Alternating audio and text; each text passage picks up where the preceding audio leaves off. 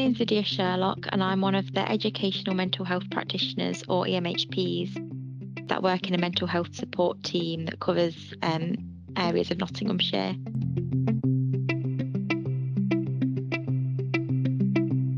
The role was based on the Children and Young People's IAPT workforce, which was similar to the adult IAPT workforce and initially aimed to improve existing services within CAMHS through the introduction of children and young people's wellbeing practitioners. And the EMHPs do a very similar role, but they take place kind of in school as part of mental health support teams. The rationale for that was based on the government's green paper of transforming children and young people's mental health provision, which kind of set out goals for there to be a mental health lead in every school or college, for mental health support teams to work in education settings and bridge the gap between education and healthcare, for there to be shorter waiting times and to improve access for interventions kind of in the 16 to 25-year-old services as well. So lots of colleges would have older than the traditional 18 that's accepted by CAMHS, and mental health support teams can see those that are older as well, with the kind of focus on the prevention and early intervention. So the Thrive model sets out the quadrants, and the mental health support team would primarily focus on kind of getting advice and getting help. And then the mental health support teams can also signpost for getting more help and getting risk support.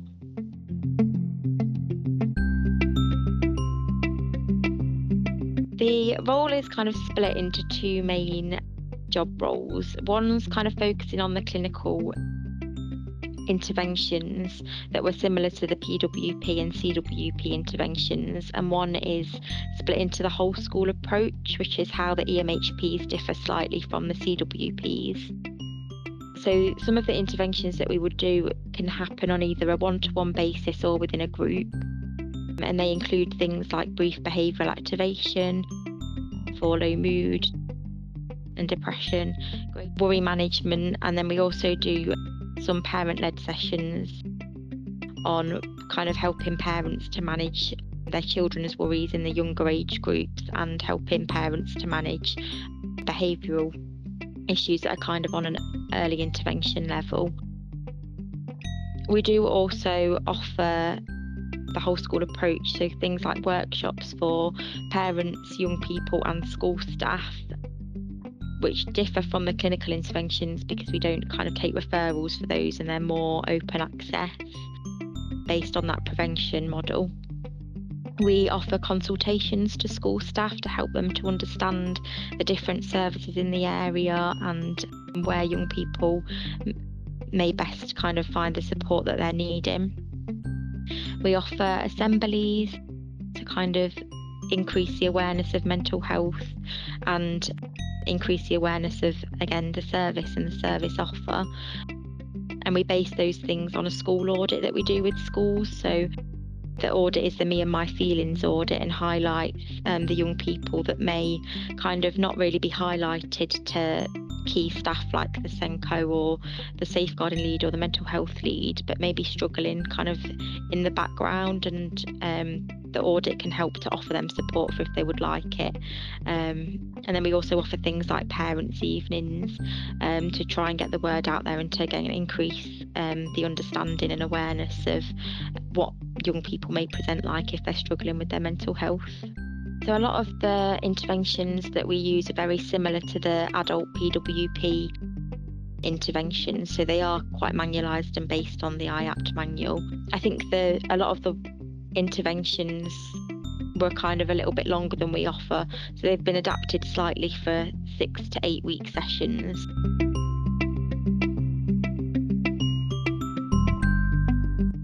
So I first kind of got into the role, I was working in a transitions post in the eating disorder service, so it was kind of from CAMHS into adult services, and I really enjoyed working in CAMHS and kind of going into schools.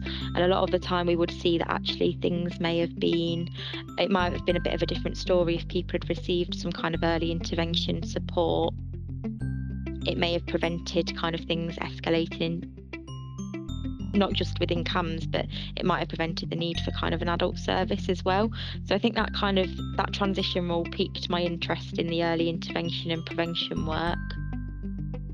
So I was kind of looking at both CWP and the EMHP roles, and it just happened to be that I saw the EMHP role first and quite liked that actually we could do a little bit more of that work in school on the whole school approach to try and prevent people even needing an early intervention service, and just that kind of real basic work at the beginning.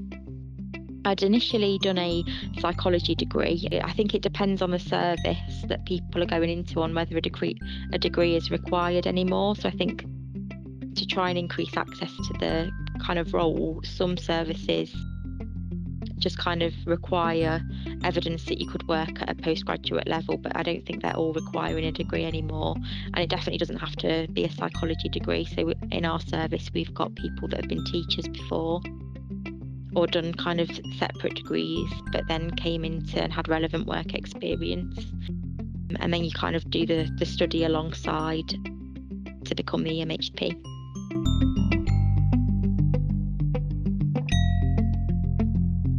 For me, it was only distance learning. We only had to go into Sheffield on the last week. I think they have changed that now, so that it's a blended kind of learning of either distance and face-to-face. And I think both have their kind of pros and cons. I think it's probably quite good that they are going towards more of a blended approach.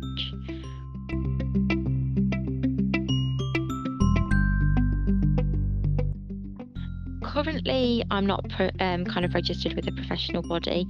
I think that is due to change. So we have CPD slots. I think they happen monthly that we're attending so that we can get that accreditation when it comes.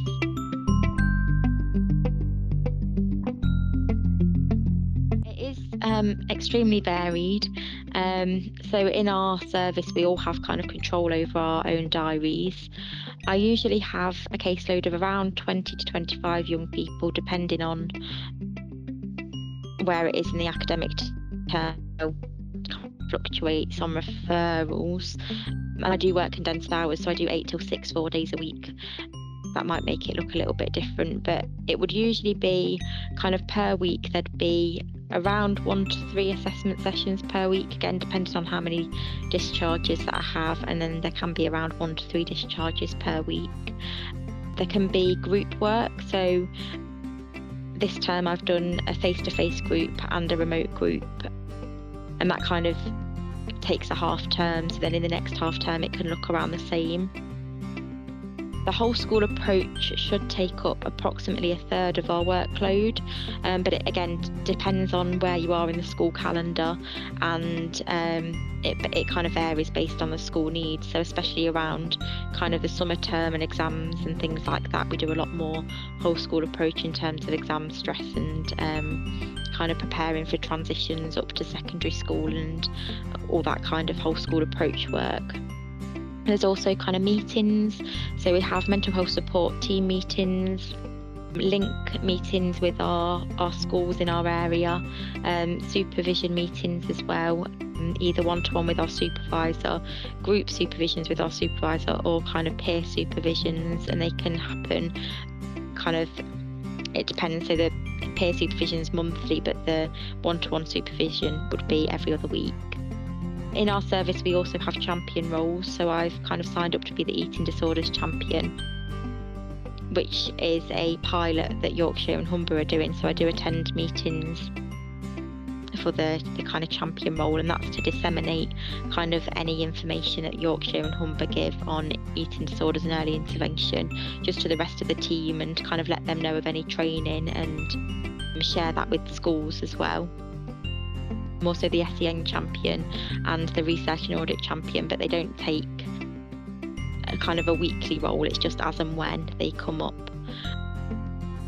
So especially around kind of the beginning of the terms, the audit and research one becomes a little bit more just because we're doing the kind of termly audits with the schools. And then there's lots of admin, so creating groups and resources and assemblies and workshops and things like that. Then the session admin and the kind of IAPT model is quite heavily based on routine outcome measures, so making sure that they're all in, doing any discharge letters. There's liaising with parents and teachers. Sometimes we liaise with kind of counsellors as well, or the kind of SENCO in schools. We also do some signposting work, which can take a little bit of admin time. So other services like an early help unit or different pathways in the area. And we track our whole school approach data, and then just kind of the practicalities of having to work in schools. So just managing our diaries and making sure that we can book rooms and things like that in schools. So it can be quite varied, which is quite nice.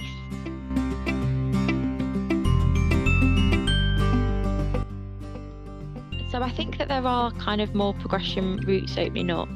I know that there's a new course, I think it's 2 years for senior EMHPs.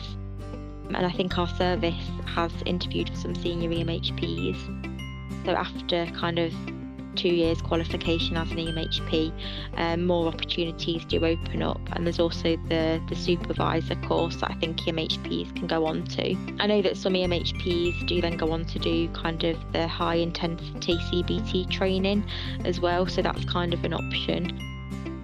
And it can also provide good experience for things like the doctorate in clinical psychology, or kind of thinking about educational psychology as well.